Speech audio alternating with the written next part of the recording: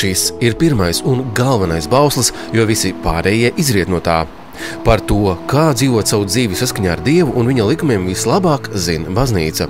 Un baznīca piedāvā spērt soli tuvāk Dievam, apmeklējot svētdienas skolu. 13. septembrī Krusta baznīcā uz gaskārtējo konferenci ar nosaukumu Kas mani apliecinās cilvēku priekšā pulcējās Latvijas evaņģēliskās luteriskās baznīcas svētdienas skolu skolotāji. Konference sākās ar dievkalpojumu, kurā mācītājs Ivars Jēkabsons atgādināja, ka Dievs ir žēlīgs. Viņš uzklausa mūsu lūgšanas, viņš piedod mūsu grēkus, ja vien patiesi tos nožēlojam, mīlestībā un ticībā lūdzam Dievam piedošanu Jēzus vārdā.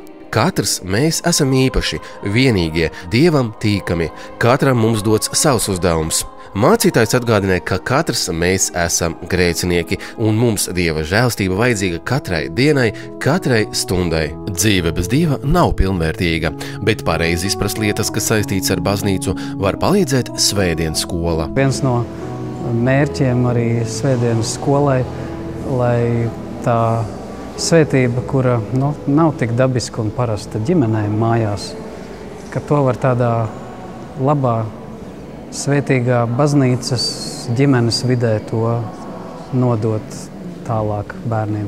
Jo tas uzdevums jau ir īstenībā vienmēr bijis ģimenei. Tas ir tētiem un mammām ir teikts, māciet bērniem Dievu vārdu saviem. Bet mēs varam jautāt, kurš no mums ir tāds ļoti gudrs un kompetents.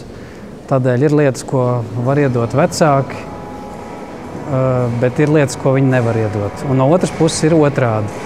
Ir lietas, ko vecāku un ģimenes vietā neviens cits nevar iedot, kā viena ģimene. Un tādēļ, ja, piemēram, ir runa par svētdienas skolām, tad tas ir ārkārtīgi vienots process starp ģimeni un skolu, tāpat arī baznīca un mājas. Jo, ja bērns atnāk no svētdienas skolas ar jautājumu un mājās viņa par to smējās, vai arī izsmeja, vai arī nezina atbildes, tad labākā gadījumā tas ir interesanti, sliktākā gadījumā tā ir problēma. Pēc dievkalpojuma sekoja lekcijas un dalīšanās pieredzē par to, kāda ir iesvētes prakse Latvijas evaņģēliskās luteriskās baznīcas draudzēs. Klātesošos uzrunāja arī mācītājs Aleksandrs Bite no Biķeru draudzes. Mūsu šīs dienas pārdomu temats ir visādā ziņā ļoti svarīgs. Es varētu varbūt tā ievadam un ierosmei pēc atmiņas citēt kādu slavenu un izcilu vācu baltu mācītāju Augustu Bīlenšteinu, kurš ir savā grāmatā kāda laimīga dzīve. Ir teicis tā, ka vislielāko teoloģisko ierosmi un vislielāko arī ar to saistīto teoloģisko izaugsmi viņš ir saņēmis no iesvētes mācībām, kur viņš ir mācījis konfirmandus, kur viņš ir mācījis iesvētāmos. Un viņš atzīmējis, ka tieši runājot par šīm būtiskajām pamatlietām aizvien atkal un atkal no jauna, viņš pats ir aizvien dziļāk un dziļāk sapratis kristīgās ticības būtību, un nekas viņu nav vairāk tā iepriecinājis kā tieši šīs katehisma mācības, kuras viņš ir pasniedzis. Aleksandrs Bite atklāja, ka 20 gadu kalpošanas laikā savā draudzē jau 100 reižu ir vadījis kursu bērnu katehēze un iesvēte luteriskajās tradīcijās. Visbrīnišķīgākās katehēzes ir tās, kur piedalās maz bērni. No 5 līdz 11, 12 gadu. Tas jau var pat drusku pa daudz ir, tā kā tie 12. Bet tiem mazajiem bērniem var uzdot jautājumus ar cerību dabūt vislabākās atbildes. Vistiešākās, visskaidrākās, visvienkāršākās, visilustratīvākās. Ka pieaugušie tikai noelšas un saka, jā, tā tas ir. Redziet, šo pieaugušo dēļ gribētos, ka tas nenotiktu atsevišķi, bet notikt kopā. Jo pieaugušiem ir daudz ko mācīties no bērniem un no viņu tiešuma un no viņu labās izpratnes. Kas tad ir iesvētības? Tas ir baznīcas iedibināts svinīgs rituāls, kurā kristītais pēc baznīcas mācības iepazīšanas iesvētes apmācībās apliecina savu ticību, tiek uzņemts par pilntiesīgu draudzes locekli un tiek pielaists pie svētā vakarēdiena saņemšanas. Pēc Latvijas evaņģēliskās luteriskās baznīcas kārtības var tikt iesvētīti arī pilngadību nesasniegušie jaunieši. Taču šai iesvētībai vai konfirmācijai nav dievišķas pavēles svētajos rakstos, tādēļ luteriskajā baznīcā tā netiek uzskatīta par sakramentu. Sakramenta definīcija, kas ir viena no divām mūsu baznīcā sastopamajām, varbūt tāda populārāka ir šī augustīniskā sakramenta definīcija cedat verbum ad elementum et fit sacramentum, tātad pievienojiet vārdu pie elementa un tad rodas un top sakraments. Ir viena un otra ir melanhtoniskā, proti, ka sakramenti ir tādi Dieva pavēlēti rituāli, kuriem pievienots Dieva žēlastības apsolījums. Pirms iesvētībām ir jānotiek kristībām. Kristības ir Jēzus Kristus iedibināts sakraments, kurā Dievs tiem, kas tic uz Kristu, dāvā garīgu jaunpiedzimšanu, izglābšanu no soda par mūsu grēkiem, augšām celšanos un mūžīgo dzīvību. Pateicoties kristībai, mēs kļūstam par kristiešiem un Dieva veidotās kopības Kristus baznīcas locekļiem. Agrīnajā baznīcā izpratne par svēto kristību bija ļoti vāja, ja tā drīkst sacīt, proti, kristība tika uzskatīta, protams, par ļoti nozīmīgu lietu. Viņa tika salīdzināta ar baltām drēbēm, kuras kristāmais pēc kristībām apvelk kā svētuma un taisnības drēbes. Bet, ziniet, tie no jums, kas ir staigājuši ar baltām drēbēm, droši vien būs pamanījuši, ka drēbes paturēt baltas ilgi ir neiespējami. Protams, šī kristība dod jaunu dzīvi, bet, diemžēl, cilvēki šo dzīvi sagandē un drēbes vairs nav baltas. Un tad ir šis salīdzinājums ar kuģi, kur kristības ir kā brīnišķīgs kuģis, kas pie pirmā grēka ir uzskrējis uz klintīm un sabrucis. Un tad tālāk tad ir vajadzīgi dažādi paņēmieni, lai šie kuģinieki glābtos. Pati kristība ir tā neizbēgami sabojāta, neizbēgami sagrauta. Viņa gan ir bijusi liela un brīnišķīga, bet, diemžēl, ir iznācis tā, kā ir iznācis, un tāpēc tālāk kristīgiem cilvēkam ir jātiek uz priekšu ar citiem līdzekļiem. Tas, protams, izraisīja šādu izpratni, ka agrīnajā baznīcā cilvēki pēc iespējas vēlāk centās kristīties. Tam zīmīgais piemērs ir ķeizars imperators Konstantīns, kurš nokristījās tikai uz nāves gultas. Iedomājieties, kā lai valdnieks izvairās no grēka. Viņam ir liela vara, liela teikšana, sarežģīta politika, gribi vai negribi, grēks turpat katru dienu ir klāt pie katra lēmuma, pie katras pavēles, pie katra dekrēta. Un viņš, protams, negribēja, lai viņa ticības kuģis vai šis kristību kuģis būtu satriekts jau pirmajā dienā. Un tāpēc viņš ļoti ilgi vilcinājās. Protams, tas arī neskanēja tā labi, ka ilgi vilcinās. Viņš teica, ka viņš brauks uz Jeruzalemi un grib Jordānā, tad atkal kaut kur citur, tad atkal kaut kā citādi. Tātad šāda izpratne par kristību. Līdz ar to arī tas radīja zinām izpratni par iesvēti. Kā iesvēt, tad ir tālāk tāds rituāls vai tāds sakraments, kā vēlāk tas var tika nosaukts jau viduslaikos, kur cilvēkam tiek dots nepieciešamais pestīšanai, ko viņš pie kristības ir pazaudējis. Kas gan tika iedots, bet viņš nav varējis, diemžēl, to noturēt. Protams, mēs luteriskajā baznīcā saprotam, ka kristība ir neizsīkstošs žēlastības avots, kas nekad nepaliek pagātnē vien, bet ir vienmēr klātesoši mūsu kristīgajā dzīvē. Mēs vienmēr atjaunojamies, kā tas būtu pēc svēto rakstu vārda, kā Dievs mūs ir izglābis ar mazgāšanu un atjaunošanos svētajā garā. Ka šīs drēbes aizvien atkal no jauna top baltas, un kristība kuģis nevar tikt sadragāts. Dieva darbi cilvēku acīs mēdz likties mazi, bet cilvēku darbi lieli. Bet kristība ir Dieva darbs. Būt kristītiem, būt Dieva bērniem, tā ir īpaša dāvana. Mārtiņš Luters lielās grūtībās, sāpēs, nepatikšanās atkārtoja: Es esmu kristīts.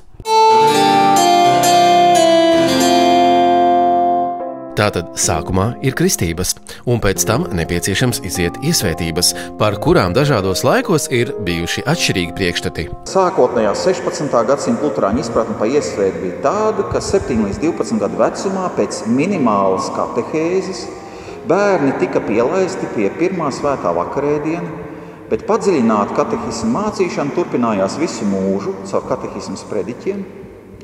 Piemēram, baznīcas likums Vittenbergā noteica, ka mācītājam bija 3 reizes gadā jāizprediķo mazais katehisms.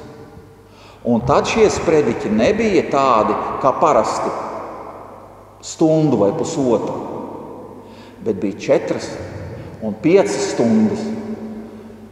Jā, un turklāt tādi cikli vareni. Tāpat arī vēsturiski tas ir zināms, ka šeit Latvijā pēc Zviedru baznīcas likumiem, kas bija no 621. līdz 18. gadsimta sākumam līdz Ziemeļkaram, Vidzemē un tāda Livonijā, kur bija prasība katram mācītājam gada laikā 2 reizes izprediķot cauri katehismu. Turklāt tie bija tādi, ar tādu atgrieznisko saiti sprediķi. Piemēram, mācītājs no kanceles, runādams par katehismu, varēja pajautāt: Jāni, kādi tad ir tie ūdens gabali? Un Jānis pieceļās, un ko viņš saka? Nav tikai ūdens vien, bet tāds ūdens, kas Dieva pavēlēja pamatot, ir pareizi. Un ja Jānis pieceļās un nezina ūdens gabalus, tad visas meitas smīn, un kurš tad tādu Jānu precēs, vai ne? Kas nezina katehismu. Mārtiņš Luters rakstīja: To, kas šo mācību, proti katehismu, nezina, nevar uzskatīt par kristieti, un viņš nedrīkst saņemt svēto vakarēdienu. To viņš gan adresējas 7 līdz 9 gadus veciem bērniem. Bet vai mēs zinām, kas ir katehisms? Kāpēc tam tik liela nozīme kristiešu dzīvē? Par to šajā mācību gadā runāsim Svētdienas skolas nodarbībās televīzijas raidījumos. Katehisms nav kāda grāmatiņa, ko noliek malā un tad pie viņas neatgriežas, bet tā ir mūža katehizācija. Tātad šī padziļinātā katehisma mācīšanās turpinās. Mēs biķeru draudzē to darām ik vasaras nometnēs. Tas, ka mūsu tēvi ir ļoti lielu vērību piegriezuši katehismam, parādās arī mūsu tautas lielajā atmodā, brāļu draugu darbībā un dzīvē. Ja mēs tagad jautātu vēl pirms 10 vai 15 gadiem mūsu evaņģēliskajā luteriskajā Latvijas baznīcā, kas ir iesvēta un ko tas nozīmē, mēs sastaptos droši vien ar visdažādākiem priekšstatiem. Piemēram, klasiskais pirmās brīvvalsts laika priekšstats ir par to, ka iesvētības tas ir kaut kas līdzīgs pilngadībai. Tā pilngadības svētki tie ir.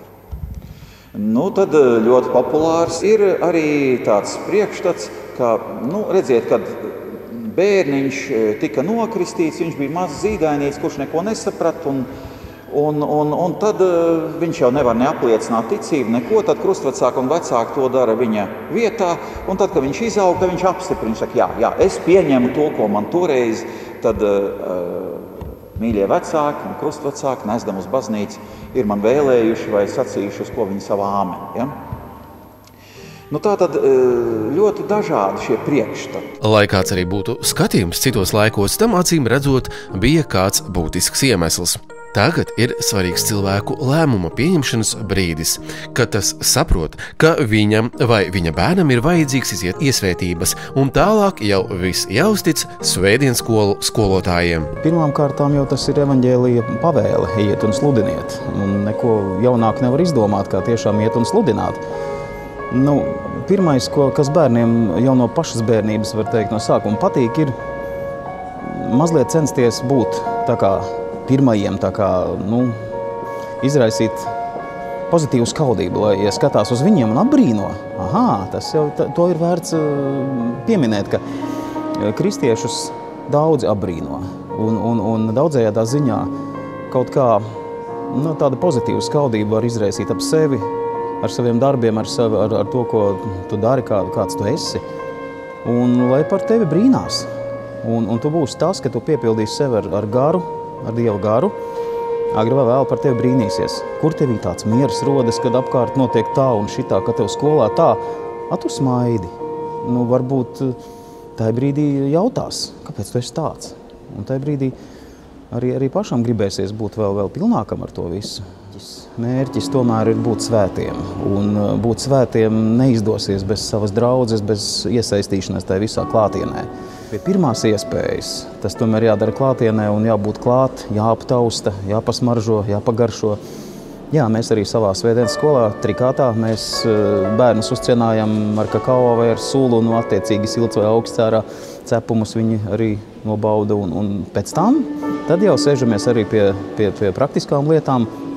Nesēžamies, gan biežāk paskraidam un mācamies evaņģēlija vēsti caur kustībām. Kā bērnam tas vajadzīgs? Bērni, esot dievkalpojumā un svētdienas skolā un klausoties, ko mēs viņiem mācam, dabīgi nonāk pie jautājuma, kas ir Kristus miesa, kas ir Kristus asinis. Un tad, kad viņi sāk jautāt, es arī to gribu saņemt, tad tas ir tāds pirmais brīdinājums signāls, ka bērns jau top gatavs, kad viņš grib saņemt Kristus miesu un asinis, ka viņam tas ir vajadzīgs. Tad arī mēs viņu mudinām uz to, ka viņam jāaiziet iesveic mācību, kas mums notiek 3 līdz 4 reizes gadā. Un tad kopā ar lielajiem, kā jau mums tas Latvijā notiek dabīgi, ir vieni, kas tagad 20 gadu garumā ir auguši no svētdienas skolas un svētdienas skolā un draudzē izauguši līdz tam laikam, lai taptu iesvētīti. Un ir atkal tādi, kas 40 gadīgi vai 30 gadīgi vai sirmām galvām nāk, bet tas veids, kā mēs bērnus sagatavojam, vienkārši uz iesveic mācībām pamudinam iet. Iesveic mācības mums notiek vienreiz nedēļā, otrdienas vakarā, un tagad taisnē arī septembra beigās sāksies. Un tad tie bērni, kas ir tiešām gatavi, tad tos arī aicinām pievienoties grupām. Tā kā mums draudzes nams ir pilnīgi klāta līdz ar baznīcu, tad mēs paņēmām no vienas draudzes, nošpikojām to domu, ka bērni ir dievkalpojumā līdz pat ticības apliecībai, un pēc tam arī atgriežamies mēs visi kopā uz vakarēdienu laiku. Mums ir cilvēki, kas atnāk pasaka, ka vakarēdienas jau tie galdi tuvojās nobeigumam, un tad vai mums ir piezvana kāds no dievkalpojumā esošajiem, vai arī uztien augšā un paaicina, un tad mēs visas 3 grupiņas, kādi esam, veļamies un citreiz skrienam, un citreiz lēnām ejam, un ar tādu lielu dzīvību pievienojamies dievkalpojumam. Un tas tā arī ļoti tā draudzes mīlestību parāda, jo citi ar lielu prieku sagaida bērnus un citā kā ar drūmām stejām. Bet katrā ziņā tas mūsu to mīlestību arī draudzē vairo.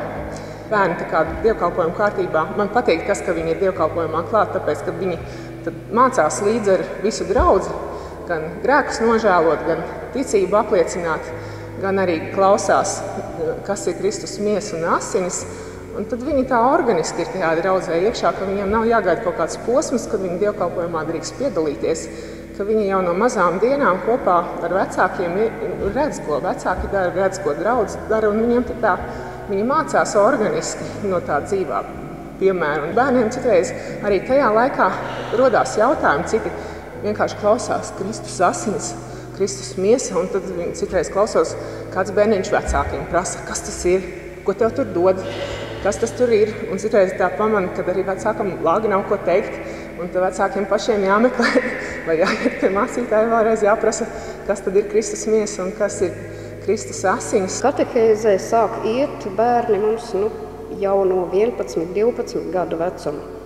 Daži pat no 10 gadu vecuma, bet mūsu mērķis nav tagad pēc iespējas jaunākus bērnus iesvētīt un palaist pieaugušo dzīvē, padarīt viņus par pilntiesīgiem pieaugušiem draudzes locekļiem. Nereti notiek tā, ka bērns iziet iesvētas mācību vairākas reizes, pat 2 un 3 reizes. Kamēr tad beidzot viņš ir gatavs iesvētēji, kā to tagad izlemj atkal sast kopīgi vecāki un bērns un mācītājs. Tanī brīdī svētdienas skolē tur vairs liela teikšana nav, bet ja mācītājs uzskata un vecāki uzskata, ka bērns vēl nav gatavs tomēr iesvētīšanai, viņam nav liekts nākt arī uz svētdienas skolas nodarbībām. Salaspils draudzē bērnu apmācībā tiek izmantota kāda unikāla metode. Šī metode saucās Godly Play. Tā ar Bībelē esošo līdzību un svēto stāstu, ar kristīgajā tradīcijā pastāvošo klusuma un liturģijas palīdzību māca bērniem kristīgās valodas lietošanas mākslu, lai tādējādi viņi vairāk izprastu Dieva klātbūtnes noslēpumu savā dzīvē. Mēs jau 2 gadus kalpojam pēc šīs metodikas mūsu svētdienas skolas bērniem. Un mūsu grupiņā ir no 3 līdz 12 gadus veci bērniņi, tātad ļoti miksēts šis te vecums. Un to, ko mēs esam piedzīvojuši šajos pēdējos 2 gados, tas ir bijis tiešām brīnišķīgi. Gan to, kā bērni, kas it kā ir pusauģi un tūlīt jau saka, ka viņi grib paši sev visu kaut kādas nodarbības un negrib vairs ar tiem mazajiem kopā, kā viņi tomēr caur šo metodi piedzīvo to, ka viņi var palikt šajā klasē un būt visi kopā, mācīties šo Kristus kalpošanas māceklību, kalpojot mazajiem, reizē gūstot sev, kā caur šo metodi mēs varam piedzīvot visi kopā, gan skolotāji paši pieaugot Kristu, gan arī bērni pieaugt tuvāk Kristum. Tas ir tāds pirmais lēciens katehizācijas virzienā. Tā nav katehizācijas skola, jo Godly Play metode īpaši uzsver to, ka mēs nemācām bērniem par Dievu, bet ļaujam piedzīvot Dieva klātbūtni pašiem. Tas nozīmē, ka mēs stiprinam bērnus meklējumos, un tas būtu brīnišķīgi, ja nākamais solis šiem bērniem tiešām pieaugot pēc 12 gadu vecumu, atkarīgs no tā, cik gados viņi sāk, protams, varbūt ātrāk, varbūt vēlāk, ka tiešām viņi varētu turpināt šīs mācības baznīcā vai pie kāda cita skolotāja vai pie mācītāja, šajās sakramentālajās izpratēs stiprināties un tad jau tiešām mācīties vairāk, bet vajag būt tam dzinulim sevī, un tas ir tas, ko attīsta Godly Play. Mēs no Bībeles draugu līgas, kas ir starpkonfesionāla organizācija, rīkojam dažādas apmācības mūsu svētdienas skolas skolotājiem visā Latvijā, ne tikai luteriskajā baznīcā. Un šīs draudzes ir pārstāvētas ne tikai luterāņu vidū, bet arī starp baptistiem, starp vasarsvētku draudzēm un brīvajām baznīcām. Tātad, kā jau iezīmēs šajā metodē, ir gan tāda liturģiskā daļa, ko tad katrs pielāgo pēc saviem ieskatiem, varētu teikt, tā mēs šajā mirklī nešķeļam ugunis. Bet ir šī vienotā daļa, kas stāsta Bībeles saturu. Un tātad tās skoliņas būtu Salaspilī, bija pirmā izveidotā klase, tāda, kas nodarbojas ar to katru svētdienu. Pēc tam jau mums pieauga klasītes pēc pagājušā gada semināra Vecās Ģertrūdes baznīcā Rīgā. Šogad vērsies vaļā Mārtiņa baznīcā Rīgā. Tad starp man zināmajām ir vēl arī Liezēras draudze, luterāņu draudze, Dundagas draudze, un kopumā tās būtu 10 draudzes. Cēsīs ir baptistu draudze. Tepat arī šeit konferencē bija arī atbraukušas skolotājas, kuras ir izgājušas šos metodikas pamatus un to praktizē ne tikai svētdienas skolas darbā, bet arī savā skolas darbā.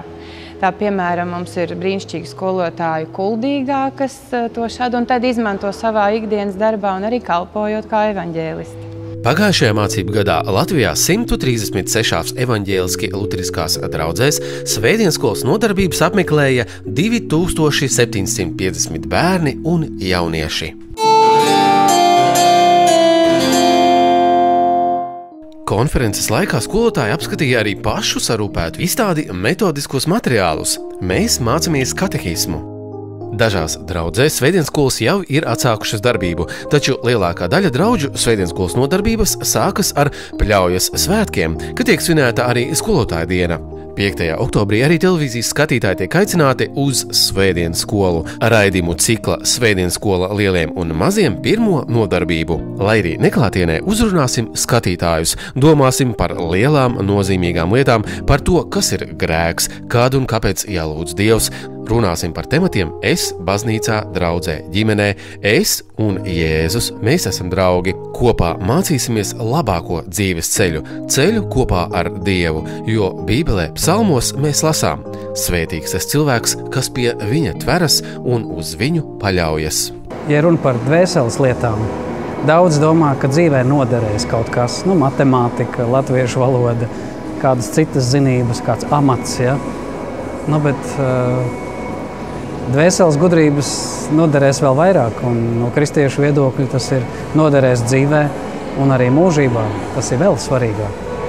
Tādēļ ticības mācība vai svētdienas skola, tas pieder pie mīlestības uz tuvāko, pie bērniem, kas ir mūsu nākotne, bet no otras puses es reiz lasīju kādā komentārā, ka bērni nav mūsu nākotne tikai viena.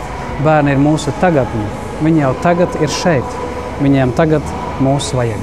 Mācītājs Juris Rubenis ir teicis, ka reliģija savā dziļākajā būtībā ir nevis kāda mācība par Dievu, bet attiecības ar Dievu. Dieva vārds ir visnozīmīgākais vēstījums cilvēkiem. Mēs mudināsim vecākus un vecvecākus kopā ar saviem bērniem un mazbērniem iepazīt Dievu izglītojošā, skaidrā un saprotamā veidā, kopā ar svētdienas skolas skolotājiem un bērniem televīzijas raidījumos Svētdienas rītos. Lai mums vienmēr pietiek vārdu lūgšanai, spēka ticībai un mīlestībai vienam pret otru, un miers, lai mājo mūsu sirdīs un prātos.